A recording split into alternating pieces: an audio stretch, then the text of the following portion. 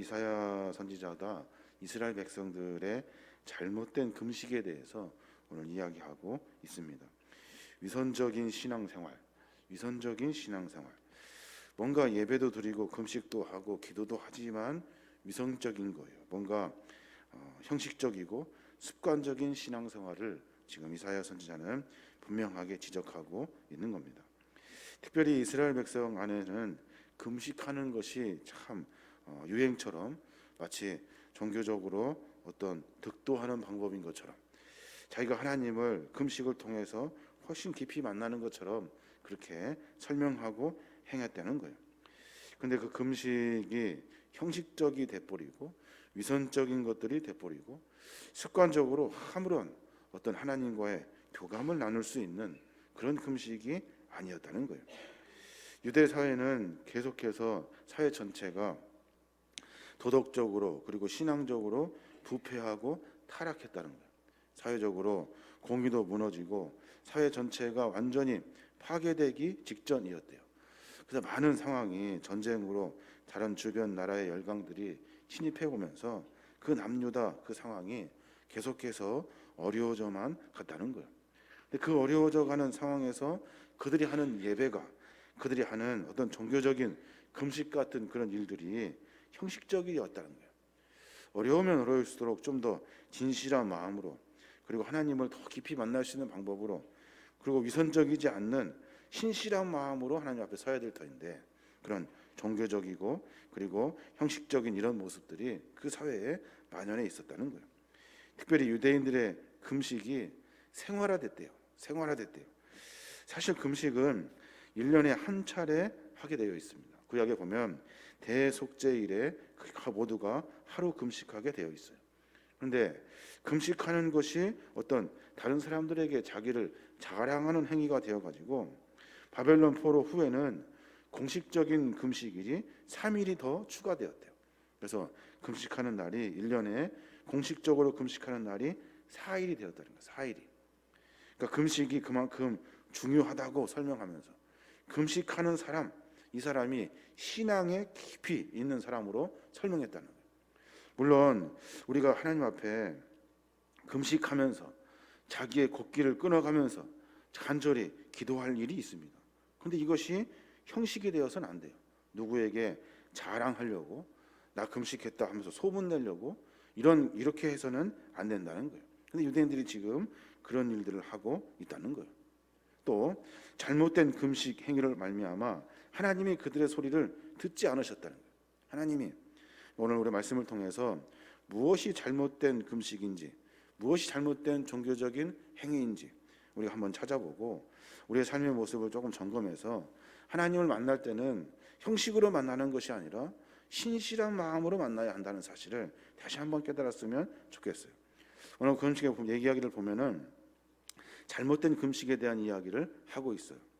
잘못된 금식이 뭐냐면 3절에 나와 있거든요. 우리가 금식하되 어찌하여 주께서 보지 아니하시오며 우리가 마음을 괴롭게 하되 어찌하여 주께서 알아주지 아니하시나이까. 금식을 해요. 예배를 드려요. 그런데 하나님께서 알아보지를 않아요. 들으시도 아니하시고, 그리고 여러 가지 상황에서도 주님께서 좀 이렇게 봐줘야 될 것인데 우리가 아무리 뭘 해도 하나님께서 보지도 아니하시고 알아두지도 않았다는 거예요. 왜 그런가 기록되어져 있는데 보면 너희가 금식하는 날에 오락을 구하며 온갖 일을 시켰대요. 오락을 구했다는 거예요. 오락을 구하다는 말은 무슨 말입니까? 겉으로는 금식을 해요. 금식을 하지만 사실은 하고 싶은 거 다 하고 다니는 거예요. 하고 싶은 거. 금식하면서 하나님과의 관계, 그리고 내 삶의 모습에 철저한 회개, 그리고 하나님에 대해서 내 모습을 다시 세워낼 수 있는 그런 결단을 각오하는 마음으로 금식해야 되는데, 나 오늘 금식이야 하면서 별짓 다 하고 다녔다는 거예요. 오락을 즐기면서 살았다는 거예요. 예배도 마찬가지죠. 예배를 드리는 날에 예배하면 되는데 신실한 마음으로 예배해야 될 것인데 예배하고 난 다음에는 별 오락을 다 즐기면서 마음과 삶 가운데 하나님을 신실하게 향하는 거룩한 마음이 다 없어지고 사라졌다는 거예요. 형식적으로 무언가 하면서 하고 싶은 거 다 하고 다녔다. 그게 문제다. 또 하나는 오늘 보니까 온갖 일을 다 시켰대요. 온갖 일. 내가 금식을 해요. 내가 금식을 하면 온 집안의 식구들이 다 금식을 선포하고 함께 하나님을 만날 수 있도록 도와줘야 하는데, 나 금식하니까 다른 사람들 내 일 대신 하도록 일을 시켰다는 거예요. 종이나 노예나 가족이나 이런 사람들에게 다 일을 맡겼다는 거예요. 그래서 내가 금식하지만 우리 집안이, 우리 가족이 모두가 함께 하나님 앞에 나아가도록 해야 하는데, 나 금식하니까 이 일 네가 해 하면서 종들이나 노예나 이런 사람들은 계속해서 일을 시켰다는 거예요. 왜 시켰을까요? 왜 시켰냐면 자기에게 이득이 생기니까. 나는 금식하고 신실한 척 하면서 다른 사람들 시켜서 어떤 돈을 갖게 하고 그리고 부를 착취할 수 있는 방법들로 삼았다는 거예요. 문제다. 또 뭐라고 이야기합니까? 4절에 보니까 보라, 너희가 금식하면서 논쟁하며 다투며 악한 주먹으로 치는도다 라고 말해요. 금식하면서 싸운 거예요. 논쟁도 하고 다투기도 하고 주먹으로 때리기도 했대요. 금식하면 조금 이렇게 절제하고 차분하고 그리고 좀 마음 가운데 신실한 마음이 있어야 되는데 금식하면서 싸우고 다녔다. 어떻게 금식하면서 싸우고 다닐 수가 있습니까? 어떤 주석에 보면 이 논쟁과 다투며 주먹으로 치는 행위, 이 행위는 자기의 욕심을 채워내기 위해서, 자기의 정욕을 채워내기 위해서, 자기의 화를 참지 못해서 뭔가 채워내기 위해서 하는 행위라는 거예요. 그러니까 사업이 됐든 장사가 됐든 뭐가 됐든지 내 마음에 안 드는 거예요. 내가 그것을 더 많이 가져야 되는데 못 갖는 거예요. 그러니까 금식 중에서도 싸웠다는 거예요. 금식하면서 서로 논쟁하고 다투고 주먹으로 치면서 살았다. 그러니 하나님이 그 금식을 받으시겠냐는 거예요. 왜 이렇게 형식적으로 사냐? 겉으로는 멀쩡하게 예배하고 금식하고 하나님을 섬기는 것 같이 살지만 사실은 다른 사람들에게 자랑하려고 금식한다고 소문내려고 내가 하나님 앞에 신실하다고 드러내려고 하는 행위들 아니냐. 그러면서 너희들이 금식하면서 오락을 즐기는 일, 다른 사람들에게 금식에 참여하지 못하도록 너의 일을 시켰던 일들, 그리고 네가 싸우고 맨날 다투고 주먹으로 치는 일들, 자기 욕심 채우기 위해서, 이런 형식적인 신앙의 삶의 모습은 하나님이 듣지도 않고 보지도 않으신다라고 말씀하고 계시는 거예요. 금식이 뭐예요? 금식은 옷을 찢고 머리를 풀어 헤치고 재를 뒤집어 쓰고 쫄쫄쫄 굶는 것이 아니에요. 금식은 마음을 찢는 거예요. 마음을. 내가 하나님 앞에 내 모든 것들을 다 정리하고 정지시키고 내가 하나님 앞에 깊은 회개의 시간을 갖는 거예요. 그 회개의 시간을 통해서 하나님과 신실한 관계를 맺어 가는 거예요. 겉으로는 회개하는 것처럼 이야기하고, 그러니까 옷을 찢죠. 머리를 풀어 헤치고 재를 뒤집어 쓰죠. 그리고 쫄쫄쫄 굶어서 얼굴 가운데 이렇게 초췌한 모습으로 살아요. 그것이 아니라 마음을 찢으라. 마음을. 한 끼를 굶어도 하나의 음식을 먹지 않아도 내 마음 가운데 하나님 앞에 회개하고 돌이키려는 마음이 우리 안에 있어야 한다라고 설명하고 있는 거예요. 그러면 올바른 금식은 뭘까요? 어떻게 우리가 예배나 금식이나 신앙적인 행위를 하면서 삶을 살아야 될까요? 무엇이 올바른 것이냐? 우리가 예배를 드리고 있습니다만은 예배하면서 우리도 이것을 잃어버리면 안 돼요. 올바른 신앙생활을 해야 되는 거예요.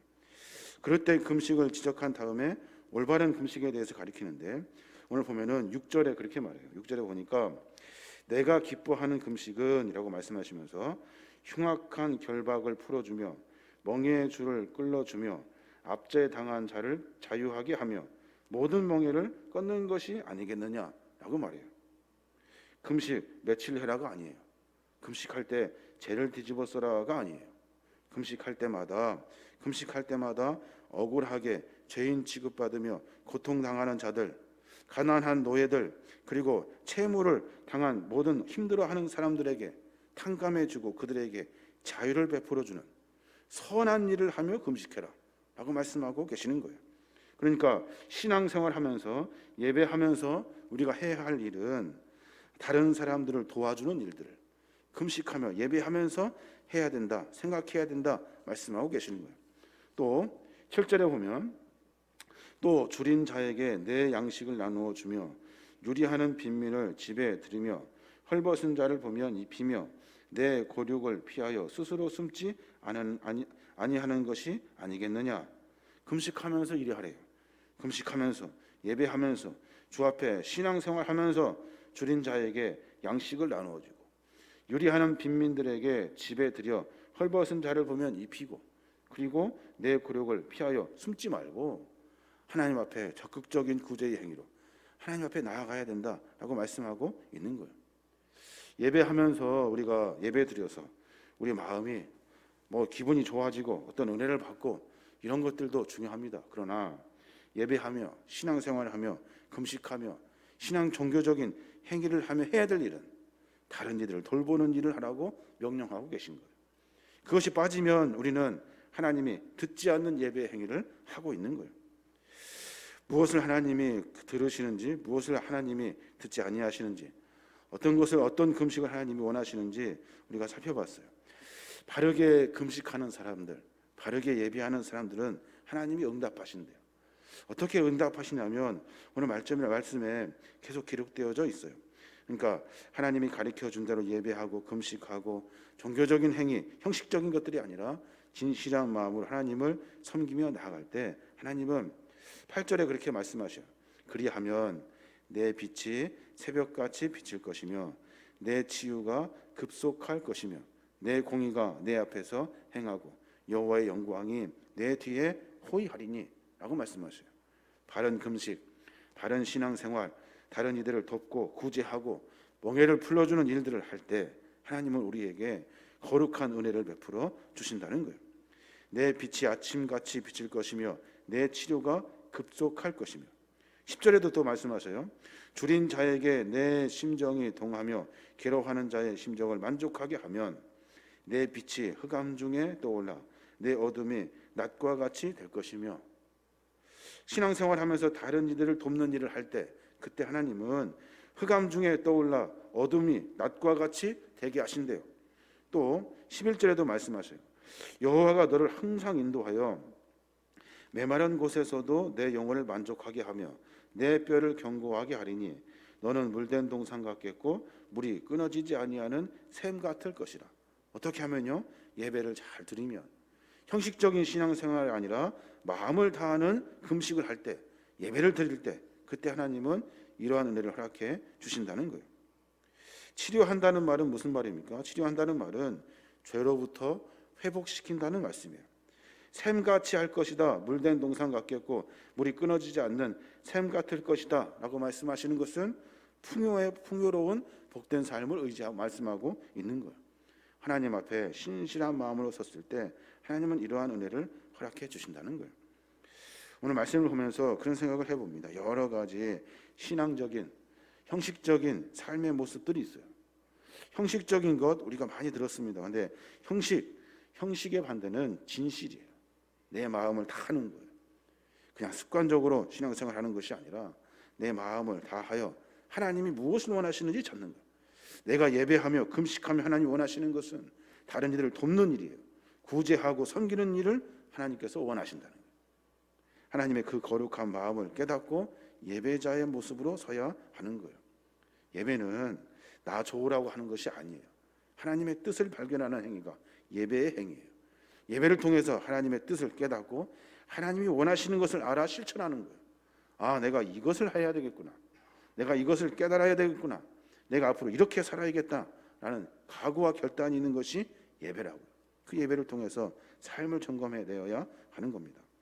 오늘 말씀에 보면 하나님이 기뻐하시는 금식, 하나님 무엇을 좋아하시는지 설명하고 있어요. 우리의 모습을 조금 점검하고 우리의 마음을 다하며 우리가 신실한 모습으로 주 앞에 서야 될 줄로 믿습니다. 그때 하나님은 우리에게 은혜를 베풀어 주시고 우리의 작은 구제를 통해서 작은 섬김을 통해서 다른 일을 생각하는 그 마음을 통해서 하나님 우리에게 은혜를 베풀어 주신다 약속해 주고 계셔요. 우리 삶의 모습을 점검하여 주 앞에 바르게 세움받아 이 어려운 시기, 이때 굉장히 어려운 시기거든요. 바벨론의 포로 그리고 또 여러 상황 가운데 이스라엘 백성이 살 수 있는 유일한 길은 하나님 앞에 나아가는 것과 이웃을 돌보는 일이다 라고 지금 설명하고 있는 겁니다. 이런 시기를 잘 극복하여서 마지막 때 하나님께 칭찬받고 나아가시는 저와 여러분이 되시길 주님의 이름으로 축원합니다. 아멘.